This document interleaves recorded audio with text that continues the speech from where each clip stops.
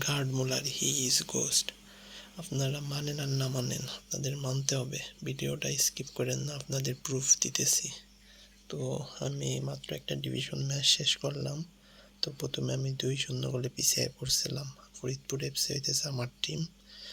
তো প্রথমে 2-0 গোলে পিছিয়ে পড়ার পর গার্ড মুলারের ম্যাজিক্যাল মোমেন্টে আমি 3-2 গোলে ম্যাচটা বের করে আনি। তো ভিডিওটা স্কিপ করে না, প্রুফ দিতেছি। এই যে হইতেছে প্রথমে হইতেছে অপোনেন্ট গোল করবে, ক্রস করলো এলহাজি তাওফের হেডার, এবং পরবর্তীতে দিয়াজের হইতেছে ট্যাপিং হেডার। স্কোর লাইন 1-0 আগাই যায় অপোনেন্ট। তারপর হইতেছে এলহাজি তাওফের দ্বিতীয় গোল। তো এই যে এখান দিয়ে এই যে মানবতার ফাঁক, অলিভার খানের মানবতার ফাঁক দিয়ে বল জালে পাঠাই দেয় দাউফ। এই যে এরপর হইতেছে গার্ড মুলারের ম্যাজিক্যাল মোমেন্ট, ডাবল টাচ এবং বুলেট প্রতি শট।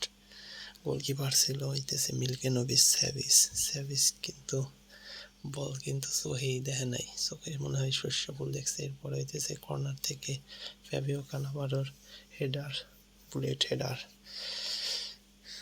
এই যে ম্যাচে কামব্যাক করলো, এই কানাভারোকে কামব্যাক করালো। এরপর হইতেছে রাউলের দুর্দান্ত শট, মিলকেনোভিচ স্যাভিস সেভ দেয়।